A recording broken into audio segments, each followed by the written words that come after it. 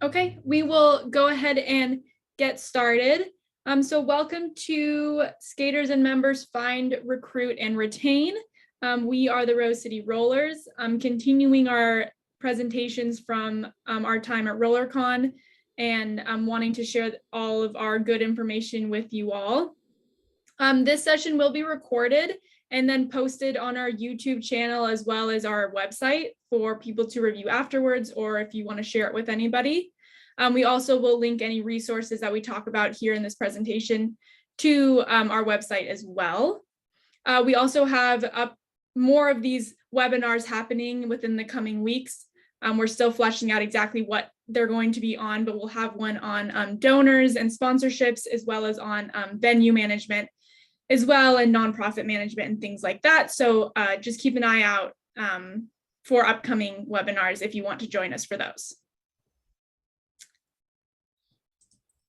All right, so the mission and vision of the Rose City Rollers, we just wanted to share this with you all, just to share a little bit, if you don't know what know about Rose City Rollers. So the Rose City Rollers mission is to serve women, girls, and gender expansive individuals who want to play the team sport of roller derby, connect with an inclusive community, and realize their power both on skates and off. Our vision, RCR's vision is to train the best roller derby athletes and teams in the world, to lead the growth of the sport locally and internationally, and to increase access for members and fans alike. All right, so a little bit about Beth and I, who will be leading this webinar today. My name's Eva Daliana. I go by she, her, and I'm the athletic program manager for the Rose City Rollers. I've been a staff member since June of 2021, and I'm pretty much in charge of all of the skating teams and programs, both juniors and adults. We have 17 programs total across the adults and the juniors, which goes from our beginners all the way up to the Wheels of Justice and our Rosebuds All-Stars on the junior side. I manage the coaches as well, drafts when it comes to bringing in new skaters onto teams, and then skater intakes, which is what we'll be discussing today, and a whole lot more. So that's kind of a little bit about me, and I'll let Beth introduce herself. Hi, I'm Beth Olson. I use she or they pronouns, and I'm the membership coordinator. I just joined the staff in June, so I'm the baby of the group for now. And I'm in charge of membership accounts, dues, insurance, scholarships, and just pretty much any of the data and reporting that is involved with the membership at large. So. Okay, so what you will get out of this seminar. So we are here today to talk about skater recruitment and skater retention. So we will share the various ways that we bring in new skaters and also make that money, as well as how we get people signed up for those programs, and then some additional resources for recruitment. When it comes to skater retention, we'll just talk about the best ways to retain skaters, some training best practices, and reviewing programs, what's working and what's not. All right, diving right in. So the Rose City, at Rose City, we use a variety of ways to bring in new skaters. And so we're just gonna share with you the things that we do, and then you can take it back to your league, whatever will work best for your league. You don't have to try to do all of these things. Also, some people here might be just doing adult leagues and they don't have a juniors program, which is fine, or vice versa. So just take away whatever you need from this seminar. So these are kind of the 4 different ways we bring in skaters. We have day camps, boot camps, an intro to derby series, and then summer camps. So day camps is exactly what it says. You know, we will pull a 4-hour block in our in a schedule, maybe on a weekend or an evening, and just bring skaters in to get familiar with our space, throw them on skates for an hour or so, introduce them to some coaches, and just allow them to kind of like start learning the basics. And then boot camps is the next step to that, and it typically lasts a week. So a boot camp, for example, with the youth, we'll do a spring break camp, right? Because school is out during that week of spring break or maybe winter break. And we'll do a week-long camp at that point where it is 5 days, maybe 5 or 6 hours, and the kids will be doing on-skate activities as well as off-skate activities. So Intro to Derby series is a next way that we're bringing skaters in. So this is a 4-week series, and skaters skate 2 hours each week. Ours are Sunday mornings, so they skate 4 consecutive Sundays. And we'll talk a little bit more about this in just a minute. And then summer camps. We hold around usually 5 or 6 weeks of summer camps during the summer to bring in youth. Parents love to send their kids to summer camp. If there's parents on this call, I'm sure you send your kids to any sort of camps. Again, a great way to have them do something during the summer. And again, we'll talk a little bit more about these in depth in just a minute. All right, so determining what you need. So you're really going to want to look at your membership and what parts of your membership you're trying to grow. Are you trying to bring in advanced skaters? Are you trying to grow your beginner adult population or your beginner kids population? Kind of where are you at, and then focus on which section you want to grow. So for home teams, which we have 4 home teams here at Rose City, we do boot camps, and usually a boot camp is to invite advanced skaters or transfer skaters from other leagues to maybe like train to join a home team, but this is kind of more of an internal recruitment. So from our recreational program, our skaters will join a boot camp to then train to be on a home team. So we're actually just starting this boot camp actually this week for our upcoming draft in November. And it's 10 weeks long. They skate 2 hours a week, and then they enter the home team draft to hopefully be placed on a home team. So this is, again, really focusing on teaching those, maybe like they already know the basics, but teaching them those advanced skills. Next is the recreational program. And I mentioned the 4-week series in the slide before. And these are beginner level classes to just introduce people to Derby. We like to call it a try before you buy model. So they will they will sign up for the series. And then after that, they'll have the opportunity to become full members of your league. Lastly, camps. Again, this is the main way we bring in junior skaters, is during summer camps. And a lot of kids don't join Derby after they do a week of camp, but this is a great way to target the specific age group. Oh yeah, and to target a specific age group. I should read the slide. And so we'll have camps for 7 to 12-year-olds as well as 12 to 18-year-olds. And yes, like it says on the slide, kids are super eager to jump in.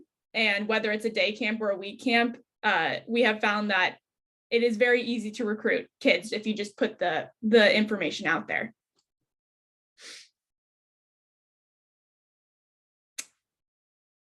Okay, so how we've had success with skater recruitment for adults. So again, this Intro to Derby 4-week series is actually something that we launched when we returned from the COVID pandemic. So we had never done this sort of thing before, but we have found it to be super successful to bring in new adult skaters. Again, it's this try before you buy model. So people will register for the 4-week series, and then after that, they'll have the opportunity to join a league. But like 30% don't end up joining the league. Maybe they just don't love roller skating, or they're just not, Derby's not for them, or maybe it just doesn't work out for their schedule, or whatever the reason is. But we do net like 70% of people that join that series do end up becoming full members of our league. So we right now allow 30 people to come in through that series, and it happens every 9 weeks. The main thing about this Intro to Derby series is that it funnels into our Derby 101 program. And this is like the program that people go through to learn the basics before they jump into like larger practices and more like contact practices. So in the Intro to Derby, it's teaching super basic skating skills, striding, falling safely, T-stops, plow stops, crossovers, like at a very basic level. And then after the intro series, they attend an orientation with us, and then they join Derby 101, and they kind of continue growing on the skills that they learned from the intro series. They're full league members at this point when they join Derby 101. And then the coaches add tracking, transitions, and some modified Derby play, just light pushing, no really intense contact at that point. And like it says in the last bullet, the intro to Derby is the first 4 weeks of the 101 9-week program. So 101 in itself is 9 weeks. People sign up for the intro to Derby series, which is like the first 4 weeks of 101. Then they have an orientation, join as a member, and then complete the rest of the 5 weeks of 101. So that's kind of how the process works for the new adult skaters. Okay, how RCR has had success with skater recruitment youth. So summer camps, yes, summer camps. This is a great way to bring kids in. Again, a lot of parents need stuff for their kids to do during the summer, so this is great. Some things that we've learned is setting them up early. Parents decide super early, like maybe January, February, what their kids are doing for the summer. And we get plenty of emails that say like, when are your camps going up? Because I want to send my kid to art camp or something else as well. So doing this as early as possible, even if it's just 1 week of camp, just setting it up early and advertising it early.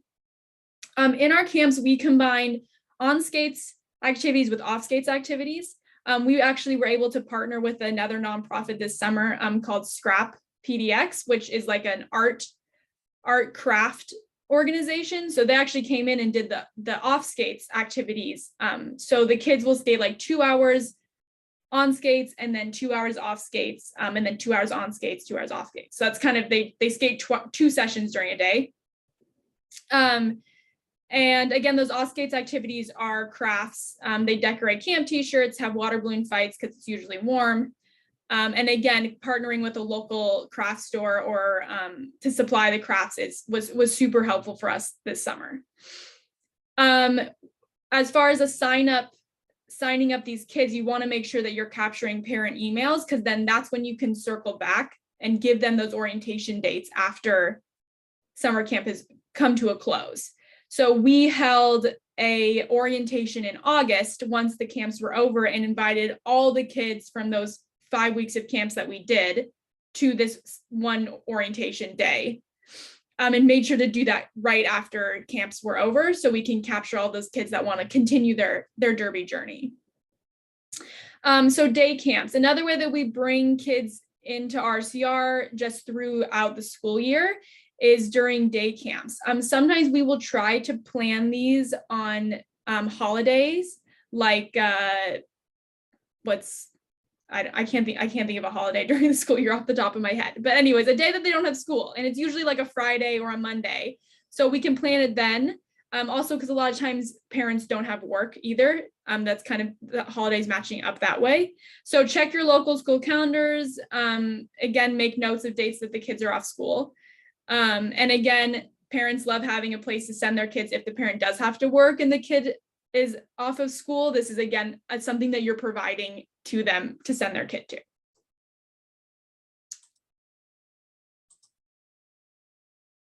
Okay, setting up skater recruiting events. So you figured out what skaters you need. Now it's time to set up the events. The main thing is to set your dates early, whether it's a day camp, a week camp, an intro series, whatever it ends up being.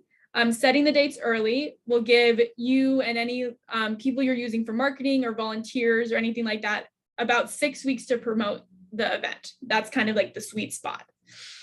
You want to nail down all the details next. Who's coaching it? What's the capacity for the class? And where is the class going to be if you need to locate a venue at that point? And then what's the curriculum, which is usually the coaches, but it could be a team of people that decide what kind of needs to be taught. Set signups up online and add links to your website. So we're going to talk about this a little bit, or Beth's going to talk about this a little bit more on the next slide. And then start promoting. So just anywhere you possibly can post this and put it out there is going to be the best practice. Take it away, Beth. Oh boy. So because our league is so big, we have a pretty robust system in place for tracking incoming folks, event people who are attending events who are and are not already members. So we use Wild Apricot. And I believe they do actually have like a very small, very simple free level that might be worth checking out if you're a smaller league. There's other programs that have free or very low cost. Owlwise, Play On, Team Snap, League Apps, Team App, League Republic. I'm sure there's probably others out there, but I know that these guys for sure have some small elements that can be used for your membership or for your events. So that's if you're looking at something that will actually allow you to track membership as well as events and other functions that you might need for your league. If you're looking just for ticketing, there are possibilities like Eventbrite, derbytickets.com, which is something that we're launching with bold type tickets soon. Square and other point of sale systems that are out there. If you have a website that is run on WordPress, there are plugins if you've got somebody who's handy in your league, a volunteer or something, where you can actually just host ticketing on your own website. So there's a lot of options out there for either ticketing or things that are more all-inclusive if you're ready to move off of like, say, spreadsheets and into a system that has like auto pay and things like that for your members. Then it can all integrate with your events and things like that. Yeah, I think the main thing about the signups is you make sure you want to capture people's contact information, obviously, so you can always follow up with them after the event's over. And then also a way to pay. And as we know, like our world runs on online payments, credit cards, no cash and checks really anymore. So creating some sort of system for people to be able to pay you for this series or camp online. Mm-hmm.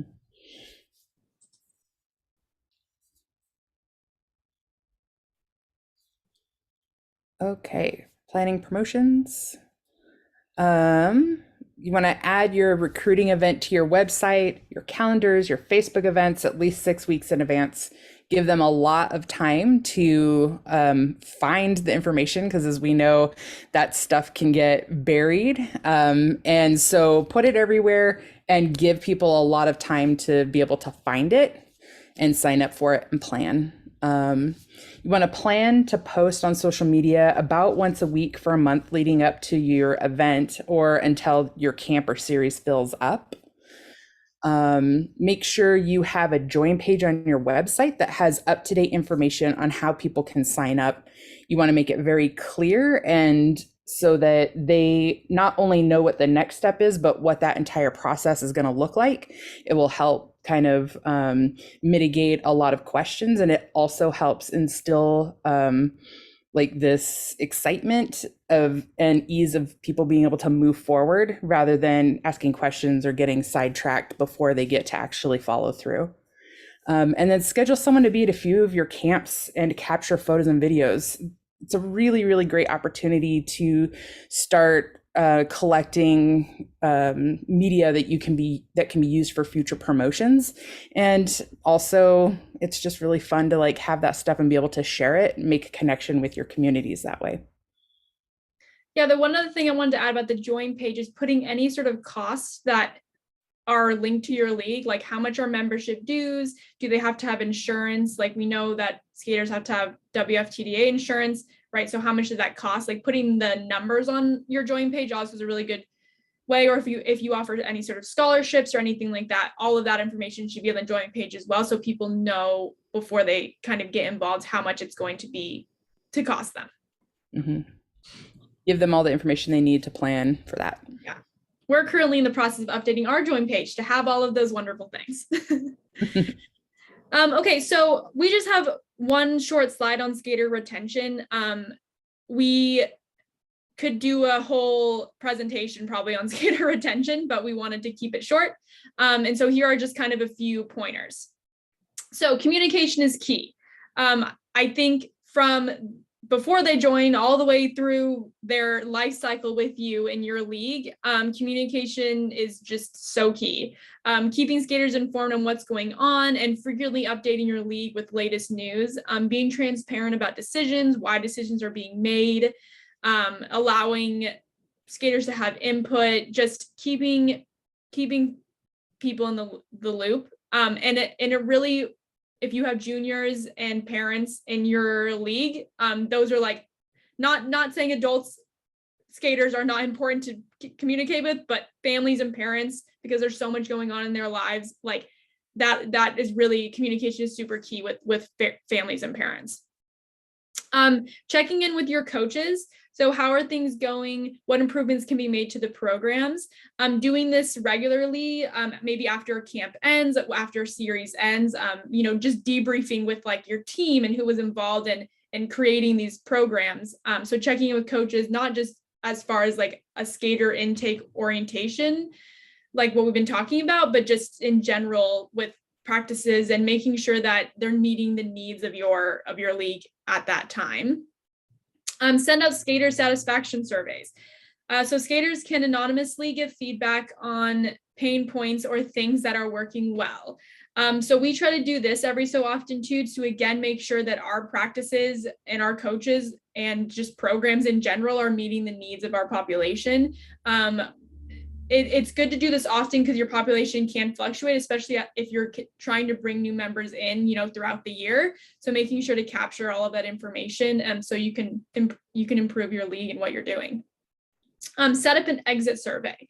So ask leaving skaters to fill out a survey and track answers. See if there's patterns and make adjustments. So every single time somebody leaves our league, Beth sends them a exit survey, and it's pretty basic. It just kind of asks, what program were you in? And then asking them to share a little bit about why they're deciding to leave. So at that point, we can see patterns of like, maybe practice times weren't working for a certain population. Maybe it was a specific coach. Maybe it was too expensive for them, or whatever ends up being. But then you can see patterns and make adjustments at that point, and then maybe invite those people back once you make changes. So those are kind of just a few pointers on skater retention. And I think that brings us to the end of our presentation here. Yes, it does. So thank you all for listening. And so we're just going to open it up to some questions, and I believe you can throw them in the chat or the Q&A section, but Meg's been over here monitoring that. So yeah, we have quite a few questions actually, which is very exciting. Carly, I'm not sure if you're still here, but I think I saw your hand go up. If you have a question and you want to drop it in the chat, we can totally answer it for you. That said, Rachel would like to know, do you provide gear for attendees of the boot camps and day sessions, intro to derby sessions, etc.? That is a great question, and I should have mentioned that earlier. So yes, we have a rent and roll gear borrowing library program, I guess. So we were able to apply for grants and things like that to fund like buying a bunch of gear basically, and to be able to have people borrow them when they come to the boot camps in the intro series. They don't take the gear home, but yeah, they'll come in, they'll get size for gear, skate with it for the day, and then we sanitize it and put it back. So the answer to that is yes. We do have people borrow gear.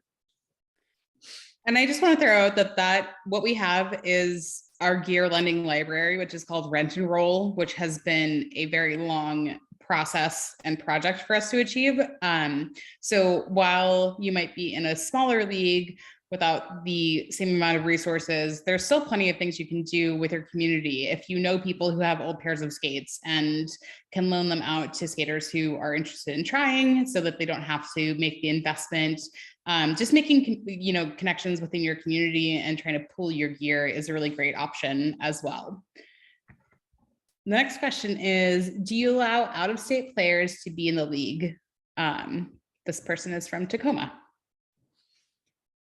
Yes. Yeah. I mean, if you want to jump in and join us and drive out here to come to practice, then yeah, we'd love out of state people to come. We have a few juniors that I know drive from the Gorge and from like Salem.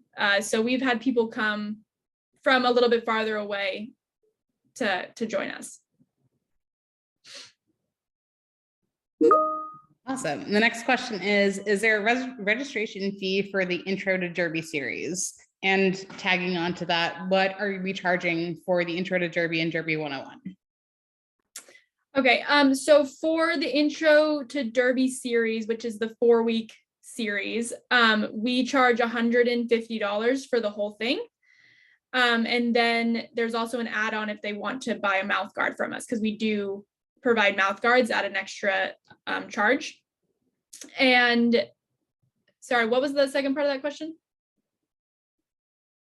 It sounds like, what are the dues for Intro to Derby and Derby 101? So the Intro to Derby is our 4-week series, and Derby 101 being a member of the league. What is the charge for that?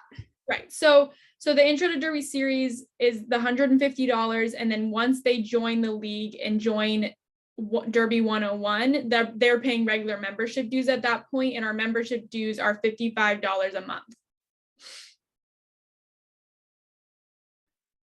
Next question is, for juniors and kids to participate, what kind of special insurance and admin stuff is there to consider? Do you want to take that one, Beth? Yes. So first, I think I would like to mention that you don't have to have a juniors program to offer camps and stuff, because it's something that Eve and I were talking about, that's totally a great way to make money, to engage families and be out in the community. So even if you don't have a juniors program where you're going to be onboarding, hopefully, these folks into the actual league, it is a great way to earn money and have kids around for those things. For kids to participate in that kind of thing, there's a Junior Roller Derby Association. So JRDA has insurance that needs to be set up for juniors. And the way that we have it set up is that they pay us for that, and then we have a group contract with them. So then the kids are signed up under that contract through the league. And then admin stuff really it's mostly setting up so that you're collecting information. Really important to get parent information and contact information and backups for that. Because a lot of times if you're doing camps and whatnot, it's when parents are going to be at work and things like that. So if you're not able to get a hold of them at work, you need to have a backup.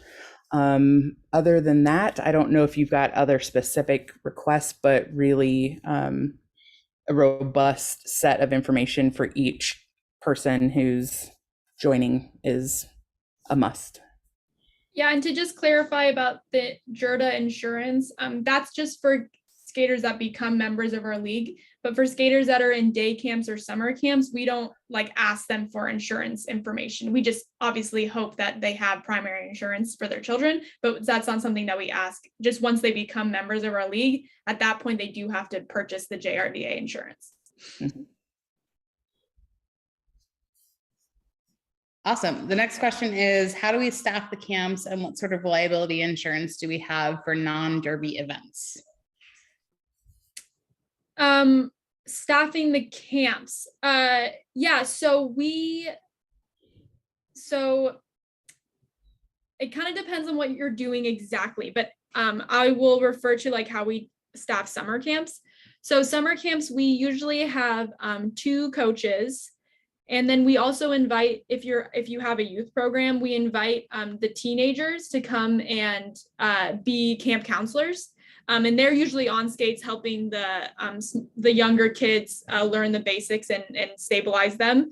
And then we usually have a third adult that's kind of like the off skates person that kind of just helps with any kid meltdowns and check-in and things like that. And then the last person we have is somebody running the crafts area as well for when they're doing off skates activities. And then that also gives the coaches some time to rest when the kids are doing the off skates activities. As far as the insurance question about liability insurance, I don't know the answer to that one, Meg. So we might need to write that one down. That might also be a question for our events and facilities manager, Catherine. She did do a presentation previously on venue management where she talked about some of these things in terms of, city codes and other kind of back-end paperwork that goes into running events in any space. That's on our YouTube channel. She'll be having a second session as well coming up soon that goes a little bit farther into detail. You can also email her at events@rosecityrollers.com, and she's super happy to answer questions like that. That said, our next question is, how do we handle scholarships and easing barriers to entry? Mm-hmm. That's a great question. Beth, did you want to take that one? Yeah, sure. We have scholarships set up, one for adults and one for juniors.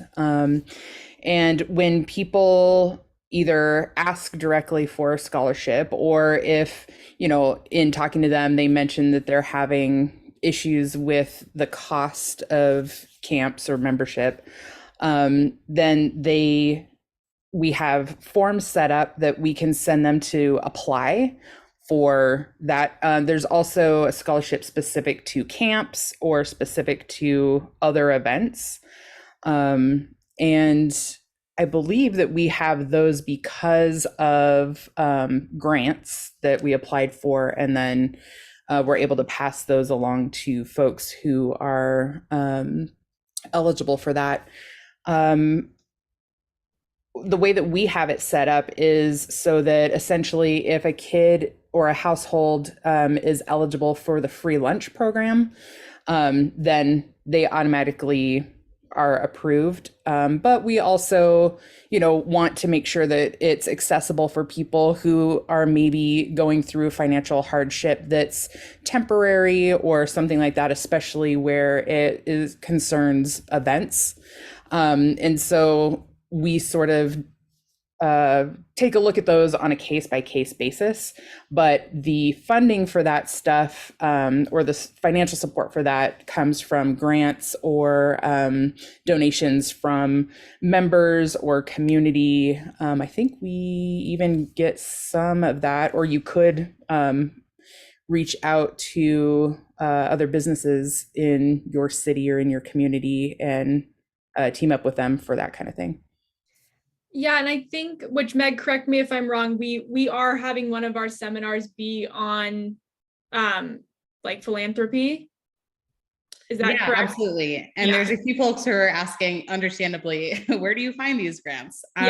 So we will actually, I just got confirmation that next week our development manager and our executive director are going to be hosting a webinar that is specific to sort of the philanthropic side of our organization, which, means seeking out money from donors and grants and all of those places that, sometimes is very confusing to navigate. So they're going to walk you through sort of our process for that and some of the tools that we do. And that will be next week on Wednesday, same time, same place. We'll have that up on our social as soon as we get a chance to get the promo up.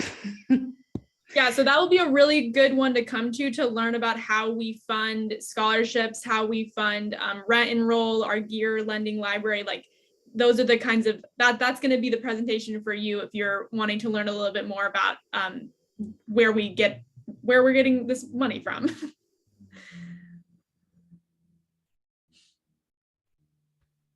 Awesome. The next question is, how can I volunteer to help coach new skaters as a more advanced skater? Are there any drop-in scrimmages in the works?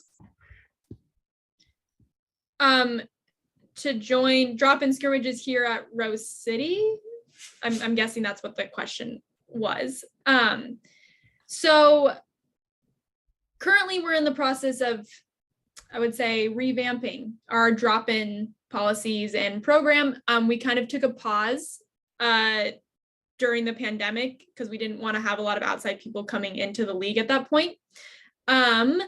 So for now, I would say stand by. We're working on updating the join page, which on our join page on our website will include information about how to drop into our practices, scrimmages, etc. As far as starting to coach, and I would love to add this as a resource on our resource page with this presentation, is some maybe basic curriculum that we use in our Derby 101, in our Intro to Derby series. So you can kind of see the flow of what our coaches do at that point. Also, Rose City is currently working on a coach training program, which we're hoping to launch next year in tandem with WFTDA. So that is another piece that will be coming in the future to help kind of, get people who are these advanced skaters, but maybe just need a little bit of help jumping into like that coaching role. I'm sorry, I hope that answers the question. It wasn't a great answer, but.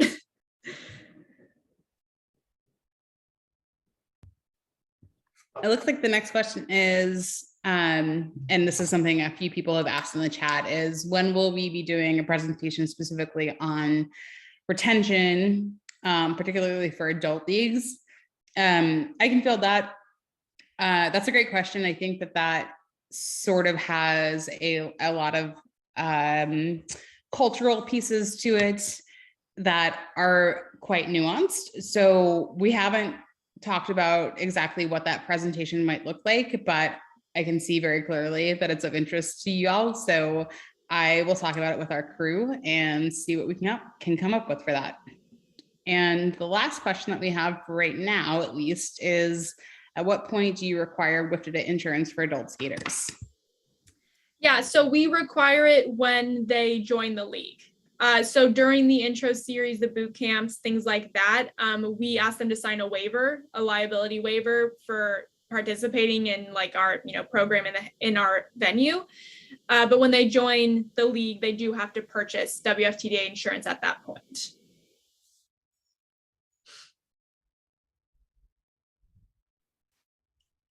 Well, that is all the questions that we have for right now. Does anybody else have anything on their mind before we close up?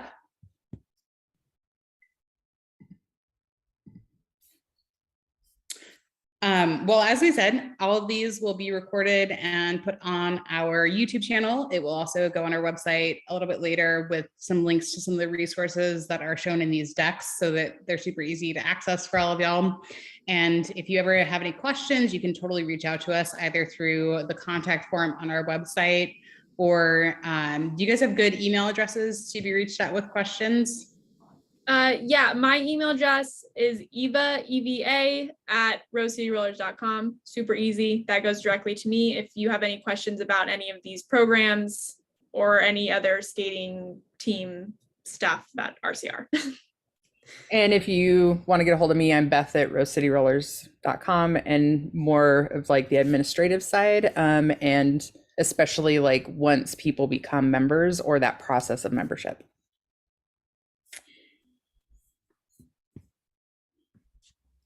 Okay.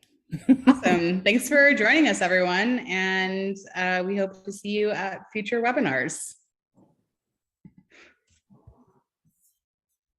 Have a great day.